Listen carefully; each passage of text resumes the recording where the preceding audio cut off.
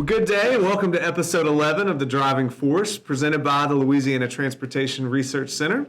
My name is Todd Blunt, and I'm joined today by my friend, colleague, and co-host, Garrett Wheat. Good afternoon. We are so grateful that you've chosen to join us on this journey as we highlight the people and the projects driving change in Louisiana transportation. For the past 39 years, LTRC has merged the resources of state government and Louisiana's universities to identify, develop, and implement new technology to enhance our state's transportation system and beyond. We comprise two sections of the Louisiana Department of Transportation and Development focused on research and on technology transfer and training. And today on the show, we're excited to welcome several of our friends and partners from DOTD headquarters, the fantastic Innovative Procurement Group, which includes Anna Hanks, Morgan Kelley, and Tim Nickel. Over the next few minutes, we aim to give you a crash course in what Innovative Procurement is all about and how this group is using their unique skills and perspective to serve Louisiana's road users efficiently and effectively. We'll step away for a minute and then jump right into our conversation with Anna, Morgan, and Tim.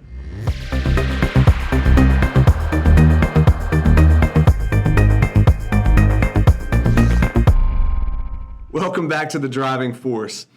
As we mentioned a moment ago, we are thrilled to welcome Anna Hanks, Morgan Kelley, and Tim Nickel from the DOTD Innovative Procurement section to the podcast today.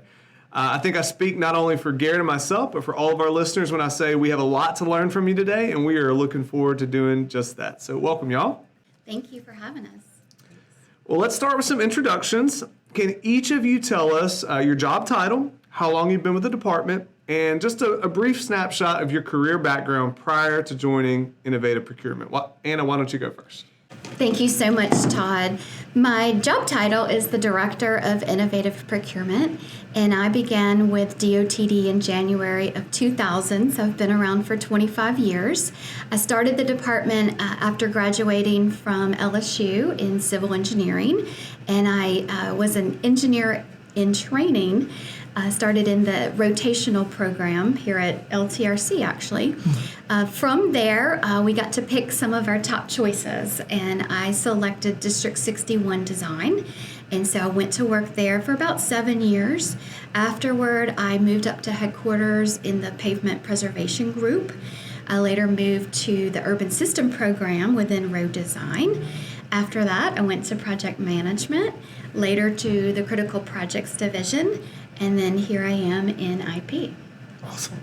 Hey, Garrett and Todd. Thanks for having us. My name is Morgan Kelley. I'm the Innovative Procurement Attorney in this section.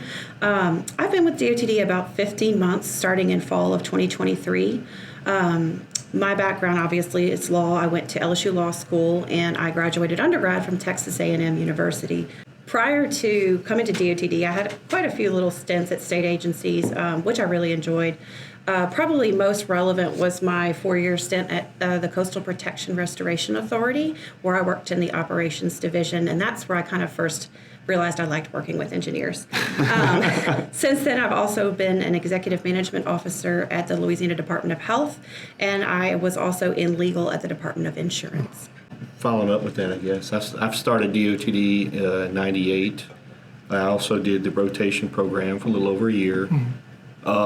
I chose to go into geotechnical design. I've worked there about 6.5 years.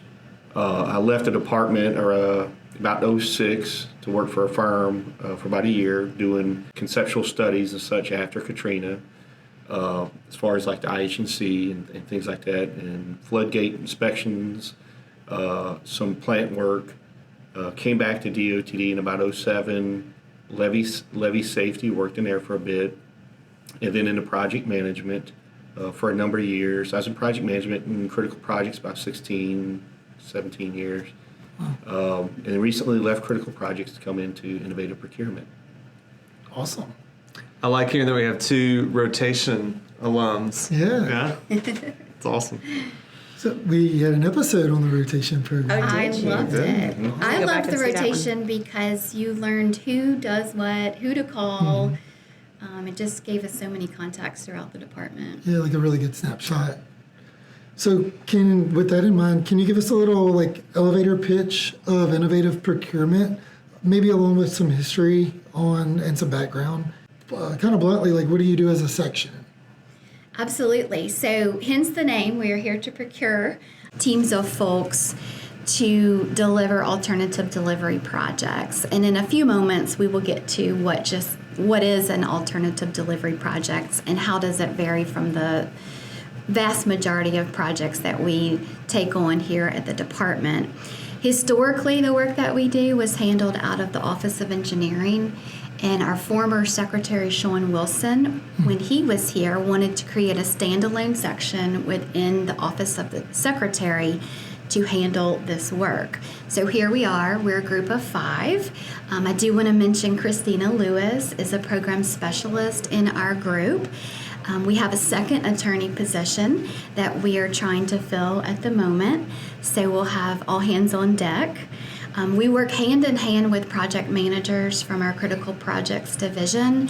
They are there to actually deliver the projects for which we procure teams of people to assist. We do wear other hats. One of my passions is the general obligation bond program. So we work with our budget section and project managers to manage that color of money in House Bill 2, which is our capital outlay bill. So every November 1st, we submit capital outlay requests and what we'd like to see in the upcoming House Bill 2. So with the session beginning yesterday, we're keeping an eye out for the bill when it will be released to see, can they fulfill the request that we made? Once an appropriation is made, we follow that working with Facility Planning and Control and the Bond Commission. And, again, working with the project managers throughout the life of that project. Some of our other hats, which Tim and Morgan can elaborate upon, we work with innovative financing, such as TIFIA, Transportation Infrastructure Finance and Innovation Act. And that's a way to accelerate some of our projects for which the money may not be ready today. So we might take out a federal loan, a low interest loan, to be able to progress that project. We're still learning what else we do. It's a relatively new section. It was created in 2021. Oh, wow. And I came on board in the fall of 22. So we're gearing up and definitely want to elaborate on the alternative delivery aspect in just a few moments. Sure. Well, Tim, what do you do specifically as a procurement engineer, and how does that compare with some of the department's other engineering functions? Well, as a procurement engineer, which this is a new position, it's any technical aspects related to the procurement. Some of it may be anything that, say if Morgan's doing something legal, there's technical aspects in regards to design and or construction. I could give input on or help work hand in hand with her on that. Any assistance and the needs with anything regarding procurement, or say if we get some kind of issue with one of the developers or bidders and it needs a technical aspect in regards to that. It's more of using your, I guess, over the years, engineering experience with previous alternative delivery and applying that more or less in a procurement and ongoing, issues that are going on. We also have involvement with the TIFIA loans that was done a few years ago, and the reporting for that, reporting and conversing with USDOT. I'm involved with that some. So there's a lot of engineering in addition to legal activities that go on. That's kind of like the glue for everything. We always, I guess a lot of people take it for granted when we do our design or we do construction, whatever it is we do, but to get this package put together for the contractors or the consultants or whoever it is, it takes a lot of thought in that. You want to plan right up front. It's better to do that than find out later. So there's a lot of effort. Morgan, could you kind of describe your role within innovative procurement? Why is your position housed outside of the department's larger legal division? Sure. So my role, as Anna mentioned, was created as part of a group of 5 positions and put within the Office of the Secretary. In fact, our current secretary, Joe Donahue, when he was at the department, came from the legal section in the property unit and was actually an innovative procurement attorney, which is fantastic because he's a great resource, you know. So my role is basically I touch anything that's related to contract administration, compliance, finance, or even like a dispute resolution role, mediation, informal mediation. We do hand off, if there is ever any litigation, that gets handed off to outside counsel who specializes in that. So my day-to-day, I work a lot with Deputy Secretary Barry Keeling on the, as Anna and Tim mentioned, on the TIFIA financing. My role in that is to be the TIFIA program manager, which means that, you know, all of the little tentacles that it takes to have an innovative financing grant from the federal government, or excuse me, innovative financing loan from the federal government, that's going to require construction updates. It's going to require annual financial updates, which Tim handles. It's going to require our financial services division and our financial advisors to update our debt service. It also requires legal analysis from a compliance and contract monitoring standpoint to make sure we are doing everything we need to do to keep ourselves in good standing with TIFIA, with the idea that eventually we may want additional TIFIA loans because they're a great deal as far as low financing rates. So I handle that. We have a connection with the Louisiana Transportation Authority, which is housed under the department. Christina Lewis, our program specialist, serves as that authority's secretary. It sets everything up, arranges all the meetings, is the guru. And then I provide legal support in the background to our executive counsel, Cheryl McKinney, who is the authority's official attorney. Along with that, any kind of contract administration, delivery, any kind of interpretation issues that come up once a project is delivered and goes to Section 35 critical projects, that comes to me if they have a legal question, because it is one of the project types that we deliver. So as the attorney, I think I work probably the most with Section 35 critical projects. I kind of straddle both sections, as I always say, and Tim laughs at me about it. But it's true, you know, because I'm going to be involved from planning, pre-procurement, through procurement, and then once the delivery phase is going. For our P3 projects, that also means I'm going to be involved with compliance and monitoring for the next 30 to 50 years, which Anna will get into. Wow. I handle mediation if we have any mediation ongoing with our alternative delivery projects. And Tim mentioned that he and I work a lot together. We worked really well and extensively together on one that we have ongoing. So that's been great. And then just whatever gets thrown my way, honestly, tracking legislation, things from legal that they think might be somewhat related to innovative procurement, even if it's not always. Insurance coverage related questions for our various project types, just things that come up that are novel for these project types that may not already be established in our standard specifications book get handed my way. So I love it. The reason it's housed outside of the department's larger legal division, as you've probably already ascertained, is that it's a very specialized position that deals with a lot more financing and novel project types that requires kind of an interdisciplinary team to handle the financial, the legal, the engineering, and I really enjoy that. But shout out to legal, because if I ever do get overwhelmed with stuff that I think they could possibly take on, I will reach out and ask, and they are always willing to assign out something if I need it. And conversely, if they have something that they need my eyes on, they'll send it to me. Sure. So we have a great working relationship. Well, it sounds like y'all's section works really close together, and you're stuck with some engineers. I'm loving it. So what's it like working amongst engineers? Do you have a favorite aspect? Well, I first discovered that I liked working with engineers at CPRA because that's all I worked with. I wasn't in the legal section. They're just very conscientious. They're very smart. They're very analytical. And Tim has told me before that I have a very analytical brain too, so I think it works well. Sure. Standard legal can involve a number of different things, and they're not always hand in hand with the engineers as much. And I really get to do that day to day, get to see everything. And the engineers that I work with are really intelligent, really motivated. They're project managers. They know what they need and what they want. So I just appreciate it. And to be fair, both sides of my family, is full of engineers. Two of my uncles used to work at DOTD as engineers, Patrick, Tony, and Mark Kelley, different sides of the family. My dad's an engineer. My mom has 5 brothers, like all of them but one is an engineer. So I think it was just in my blood, and I didn't know it or acknowledge it until I started with CPRA. So. Well, Anna, you mentioned this earlier, but one of the major aspects of innovative procurement relates to the alternative delivery of projects across the state. So give us some background. What is alternative delivery? Why is it important?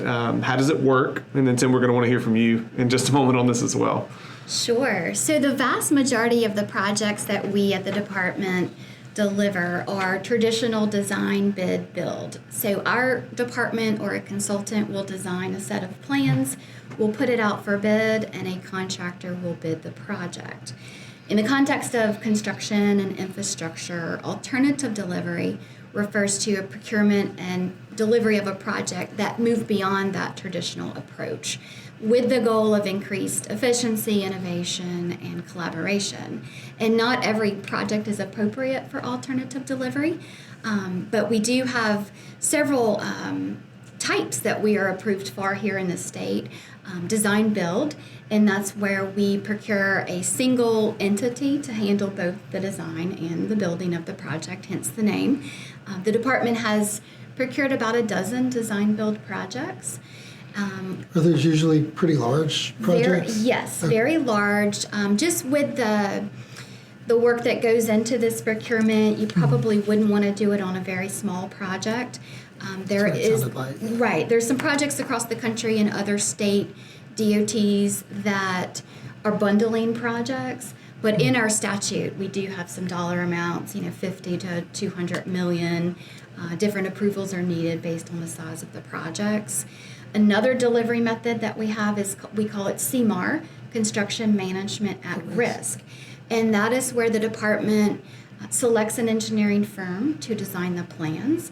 And we also procure a CMAR contractor who we get to bring in early during pre-construction, which is very beneficial to get out some of the kinks, hopefully, during the design process.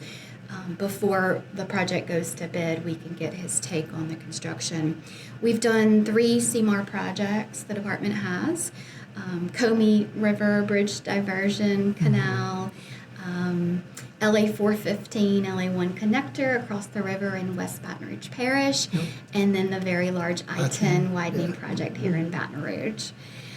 Another delivery method, financing method, is P3 or public-private partnership, and that's when we can collaborate with, private entities to help project financing and the delivery. We can even bring in the operations and the maintenance aspect that Morgan mentioned, and that's when you could be dealing with a 30, 50-year concession where the entity is maintaining that, and then there's a hand-back process. So that's a really big one. Recently, the I-10 Calcasieu River Bridge project was procured, and a P3 is in place. We also have the Bell Chase Tunnel project. That's a P3 project. And more recently, we have approved legislation for what we call progressive design build, similar to design build, but it takes out the price component. So with a design build, we have a grading team that looks at a technical proposal, and there's a price proposal. And so those get added together in a formula, and then we have our apparent award. Progressive design build, so it allows you to select a design builder based on qualifications. And the idea is hopefully to progress with him on a price, and hopefully you reach a guaranteed maximum price that everyone's happy with, and then you can progress on. So we're very excited about progressive design build. We're in the market right now for a project. We want to find one that's very appropriate for that. And so again, we're looking at other state DOTs just to get their lessons learned. Is that because potentially some of these projects, the cost, if it's a larger project, the cost can fluctuate so much, you want to focus more on the qualifications and the quality of the project rather than just focus on the price? Absolutely. I mean, I do want to point out that we still have a budget. Sure. So, we may never come to an agreement, but there still is that bottom line. you could have unknown risks, and so that's something that's going to play into that selection as well. So, Tim, to kind of follow up on Anna's response, what makes this alternative delivery project aspect different from others that the department oversees? The alternative delivery is more of a balance and act of risk ownership. So, what may work well as a CMAR on one project as far as a contractual relationship versus design build, progressive design build, or traditional, it may not work on other. Some work better than others depending on the complexity, the unknowns, what our intentions are. There may be, funding constraints or what have you, or certain, and when we say constraints, it may be more than we have X million dollars. It could be X million dollars have to be authorized by a certain date or expended by a certain date or what have you. Gotcha. So that's a lot of difference in that contract management of the design, construction, and maintenance of a project than what DOTD traditionally has done, design, bid, build, where there's in a lot of ways more steps. There's a multitude of potentially contracting agreements, reviews and studies, step by step by step by step, whereas in alternative delivery, some that allows for a single source contract where you have a single contract and we can balance who better owns that risk or uncertainty for that particular project. And so if it's budget sensitive or budget spending sensitive or a very unique design criteria that we're concerned with, and it's a big project like on I-10 where you may want to use CMAR to kind of refine that design and balance the risk between parties, that's where where alternative delivery is really needed or where it really is shown. And that's where when you start talking about all those balance and risk and uncertainty, whether it's design aspects or you have other things, you have the public you're dealing with and safety and aesthetics and liabilities and risk gets allotted to the legal stuff as well. So there's the technical end. There's a lot of technical aspects, and that's why I've gotten into this and so involved with this. Sure. There's a lot of technical aspects of that when you're balancing uncertainty and risk relative to design and construction. Anna, could you kind of give our listeners what's the best way to kind of stay up to date on what's happening in innovative procurement? Sure. So with DOTD's recent rollout of the website, and Christina in our group is our content manager, that's a great way to see our projects right there under the Office of Secretary, Innovative Procurement. Certainly if we are beginning a new procurement, we will post a notice of intent that DOTD intends to enter into an agreement for design build, progressive design build, CMAR, etc. And when we do that, we also send a blast out to the contracting community and to the consultant community. Come see us. We just recently made our new home on the 6th floor in the East Wing in headquarters. We are saying that we would like to have an office warming party. So we're working on those invites and the refreshments.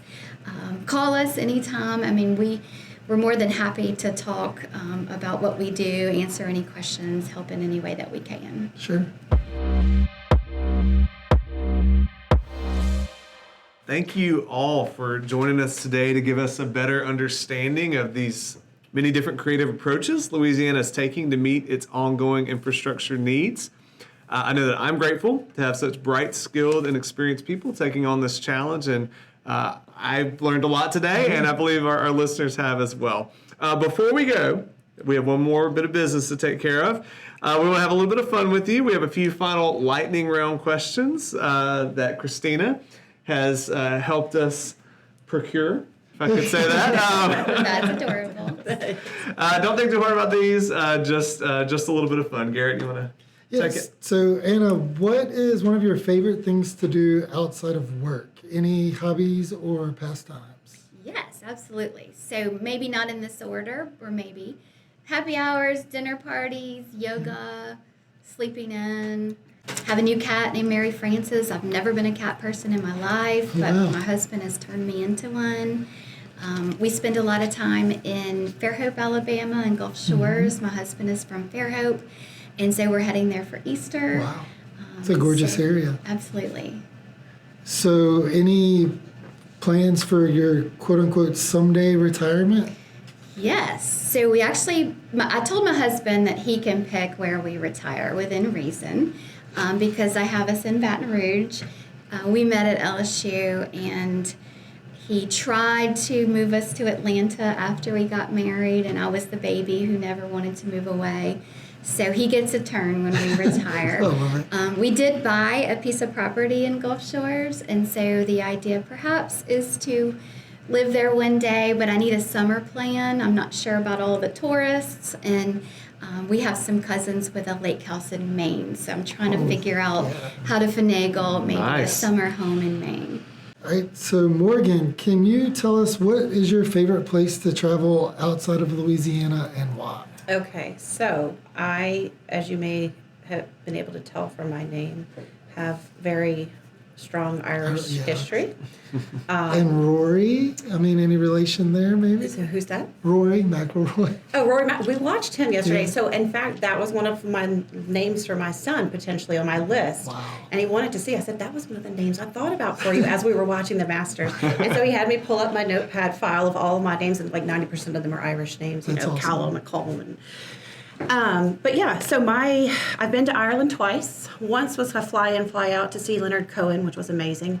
The Irish loved him. It was at the O2 in Dublin, and I was by myself. I got a ticket, flew over there from studying abroad in France with law school, and it was magical. Second time, I got to go on an actual 10-day proper driving tour up the Wild Atlantic Way, flying into Dublin, going from Galway to Cork and Kerry through the Wicklow Mountains and back to Dublin. So that was before my son was born. So my goal, I have the paperwork in my bag to go get us passports because I want to take him to Ireland. His name is Killian. My family has some connections to Kelley in Louisiana, so my dad thinks that's why I cool. needed that. It's not. But we do have a big beer pub sign that says Killian's Irish Red in my home office. So yeah, I really want to do that right. Get to backpack, see the Dingle Peninsula, go see the Puffins and the Star Wars locations. Dingle is the most magical place. So that's my goal. Awesome. Sounds like good retirement plans there Well, I'm a little further away from that than it is. too. So back in state, if it's a typical Saturday, maybe not fall, just because of football. Yeah. Where are you? What you doing? So I'm a big day trip / festival person. I love the Strawberry Festival, which I missed for my son's camp out this past weekend. But if we're traveling, in the States, typically we just go glamping. We get an Airbnb where we can take our big dog. And so next week I'm going to Northwest Arkansas. My son is very excited to go to the Crater of Diamonds State Park. We're big Waterfall Creek people, so we specifically stay where there's a creek on the property. And he wants us to buy our own spelunking dwarves mining tools. And I said, maybe they have that there. He's 8. And he said, yeah, but it's my birthday trip, so I'd like to get my own. So we're probably going to have mining tools in my garage at some point. Love it. Fantastic. Tim, we kind of alluded to it a little bit, maybe off air, but DOTD is pretty known to be a family affair. You have a brother or two Yes. here and gone, some other family members kind of still working. So your father probably had somewhat of a pretty good influence on your career and trajectory. Do y'all compare notes at family reunions? Well, I think with the balance and the risk, like we were talking about earlier, Charles with his spreadsheets and stuff, and he was very analytical, and he recently in retirement mode. He's retired. We talked a lot about the risk and uncertainty, and the stuff he was doing with cost. That played into it. We do talk about that some. I do talk to my other brother about geotech because we both have a little bit of a geotech Yeah, I was going to background. mention that earlier. You said that's where you started and that's where he's at. Yeah, and my father, he retired from New Orleans District Construction, doing inspection for 30 years there, and then worked for various companies after that. And so he's got a lot of on-the-ground construction experience and all the things he's watched and seen get built over the years in the New Orleans regional area there.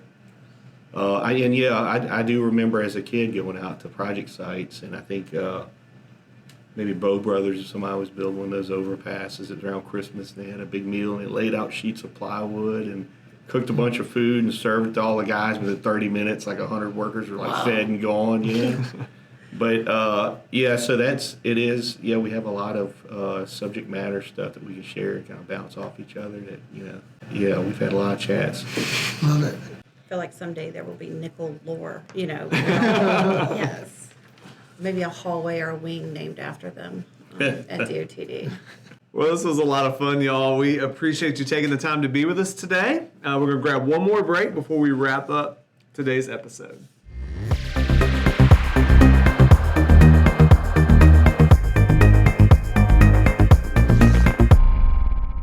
That's all we have for you on episode 11 of The Driving Force, presented by the Louisiana Transportation Research Center. You can learn more about what's happening at LTRC on a daily basis by visiting us online at ltrc.lsu.edu or on social media through Facebook, X, LinkedIn, and YouTube. We want you to like, follow, and subscribe to our channels on each of these platforms. And we are in for a treat on our next episode as we welcome another of our amazing team members here at the LTRC Technology Transfer and Training team. Until then, we're your hosts, Garrett Wheat and Todd Blunt, and we thank you so much again for joining us today. Drive safely out there.